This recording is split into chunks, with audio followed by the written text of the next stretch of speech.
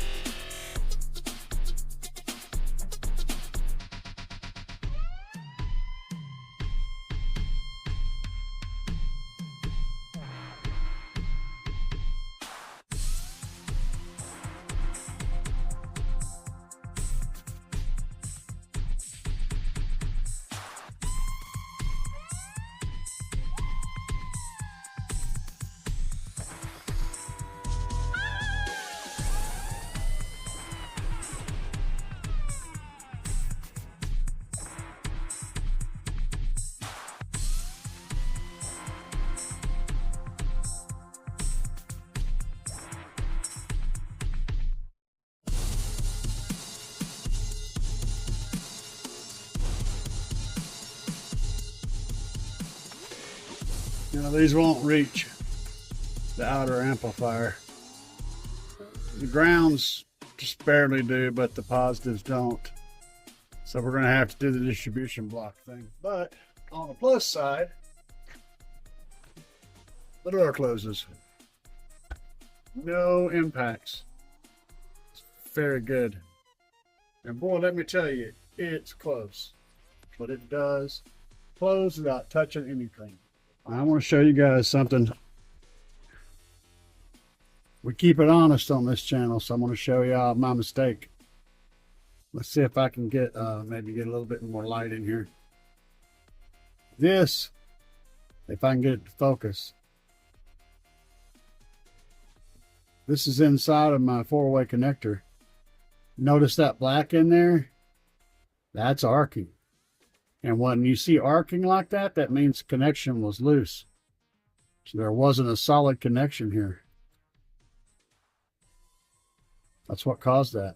But ultimately, the reason for that was I was using two 8-gauge wires in a alt gauge hole. I'm going to use this reducer on it next time. So I already got that one put together. I just wanted to show you guys. Like I said, everybody can have mistakes, and I'm no different. And that is why it's important to use those sleeves when you get them. I don't remember why I didn't, but we'll be using them this time. I already got that one set up.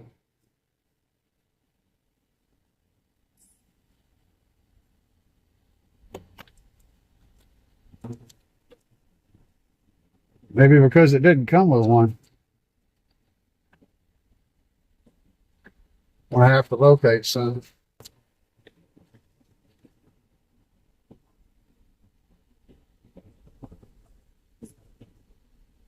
Maybe that, oh, that's a sleeve, isn't it? I think.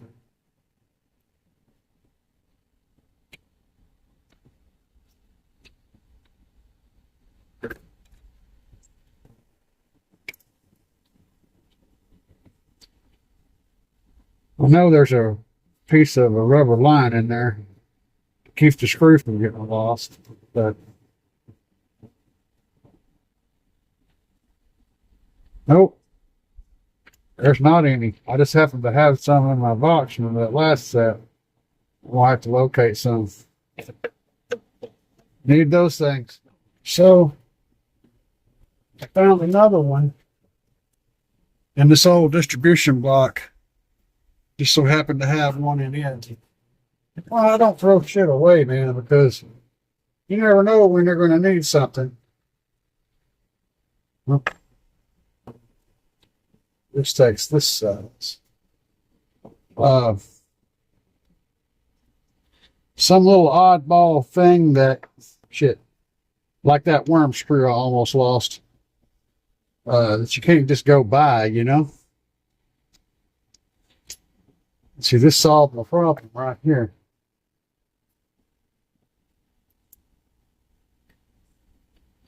So now we got a smaller hole, which should be a nice fit for 2 8-gauge wires. Yeah. I guess that's going to work. I think it looks all right. We still got to run the wires to the amplifiers, but one step at a time, you know. So the distro blocks are mounted, and I got the wires ran for the speaker wires. That one's still looping back on itself because I hadn't cut them off yet. I'm not going to hook those up until after I gain match the amplifiers.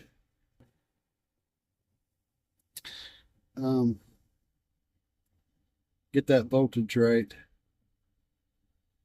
But so yeah, now I've got to build I'm building my wires to go from the blocks down to the battery. They say that's what they call me in my hometown. Big subwoofers all around, big amplifiers getting down. Back road, rolling hard and 4x4. Got my foot down on the floor. She's a shouting more and more. Rev the engine, make that power, turn that knob and drop it down. Bass is slamming, feet is drop. Gotta leave that, call the cops. Gonna get some loving in my truck. Gotta try to get a little stuck somewhere out here in the mud and mud. Yeah, I'm a bass slamming, gear jamming redneck. This is good heat shrink. It's clear, but it's good heat shrink. The cool thing about it, clear heat shrink, is you can use it on positives or negatives. I want to show you guys something though on this, if I can aim it right.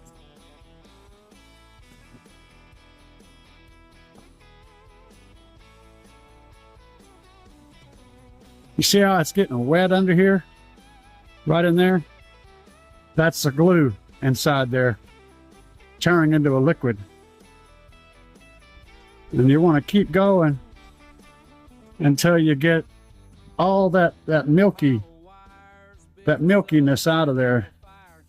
And you start to see the glue coming out the bottom of the shrink and the top.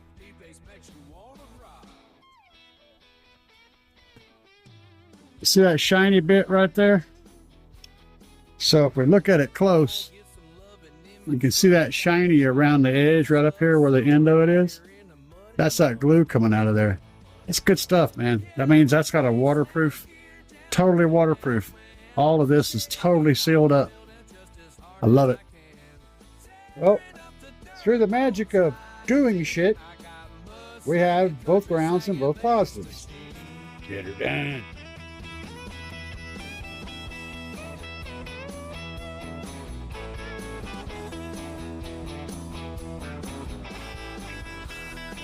Well, that's looking better. Now that's kind of the symmetry that I was wanting to achieve. And I think I got pretty close to my drawing, my plan. So, yeah, I'm very pleased with that. So what I'm thinking is, I'm going to run a positive to here, this positive behind there, over to this amplifier, and the ground's same way. So I'm going to run that guy that way and then come around like that. Well, no, like that. And then this guy over here will come down and back here and run over to the other one. So yeah, we have wires hooked up. Still got the RCA to hook up, and got a jumper RCA to go from one to the other one. And it's not hooked to the battery yet. I've also got to run my remote wires. Those run, but yeah, we're getting somewhere. Slowly but sourly. And it is hot outside. Like, I don't know, 92 or 93. It's hot. Even over here in the shade. I'm cooking it. But we're getting it done, though, Dan. That's the top side totally put together with the covers on the distribution box, RCAs, everything. It's ready to go. So I got it bunched over from input, using the output over there, the input over here, daisy chained. Yep. I'm not sure how I feel about this wire sticking up.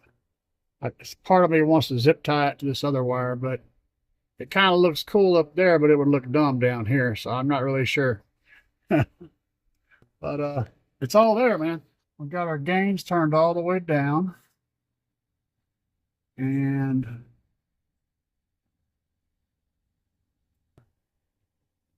yeah. And we got our low pass filter turned all the way up, because I want to be able to control that with a DSP. And I got the high pass set all the way down. Again, I want to be able to control that with a DSP. And the bass boost on both of them is all the way off. So this end's all done, except for the gain matching. That's coming. This end, I have the positives hooked up, fully in line. I do not have the grounds hooked up yet. I do have the remote wires plugged in.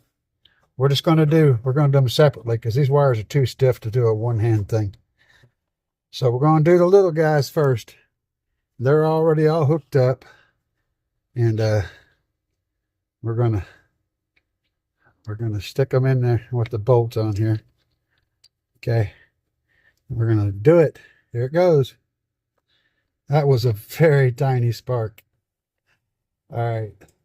We're going to end up taking that back off because I've got to, I'm going to turn noise reduction off on this part of the clip so that you guys can hear the noise that happened whenever I plugged this thing up.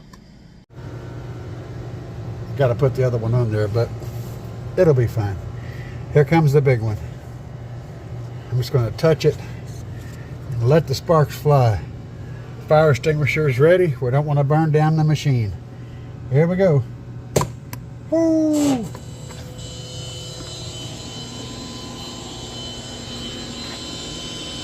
Oh wow, that freaked me out.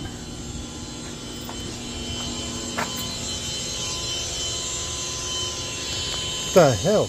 Oh, I was losing it. Yeah, we got power to everything at one time. Oh my God. That freaked me out, guys.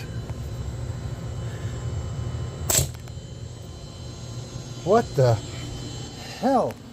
Alright, guys. I don't mind saying, that made me pee all over myself. Not literally, fortunately, but figuratively. I double checked, triple checked, and quadruple checked everything before I made that first connection. And I don't know why it made that noise. And even afterwards, I went back over and I looked over and looking at, what am I missing? What did I do wrong? I didn't do anything wrong. It just made a horrendous noise. You know, I don't get it. I'm pretty sure I might have pooped just a little bit. But got blue lights and we got green lights. So things are all functional. I just turned it on. I haven't actually turned on the system because everything is all wonky with the settings, but I did power it up and everything powered up off of just the battery. The battery is sitting at 12.8 right now, 12.9. But yeah, I got music playing low, very low up there.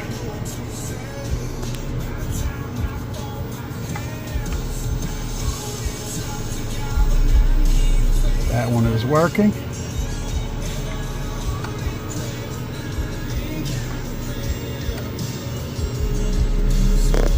That one is working. Good stuff. Now it's got to match them. All right, I'm sure you guys are wondering how close it is.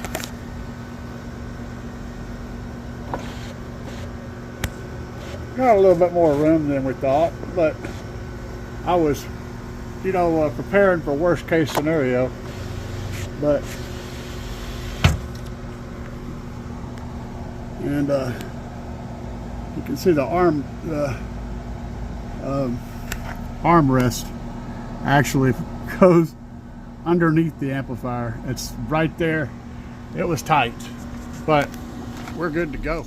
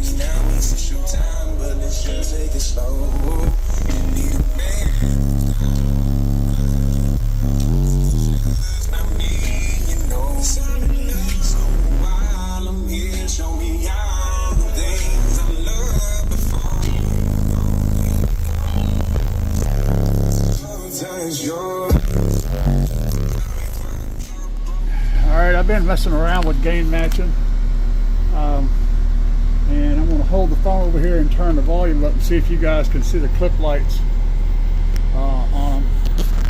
I can't, I don't know if I can even reach it.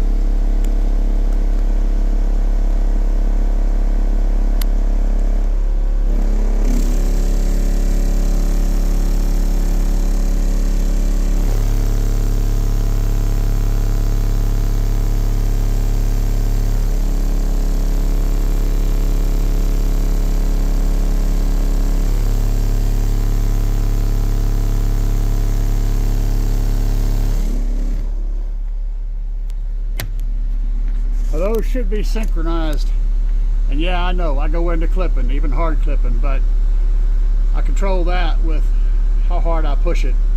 The main thing I'm curious about is to know whether or not I was hitting clipping at the same time on both amps. I got them set to within a 1/10 of a volt of each other, and I checked it at 2 different volume levels, and they were the same. So yeah, it also passed the bump test. I did a little bumping in here and kind of listened to it, and everything sounds right. So at 50 on my sub volume level, we hit soft clip, but not hard clip. So things are good.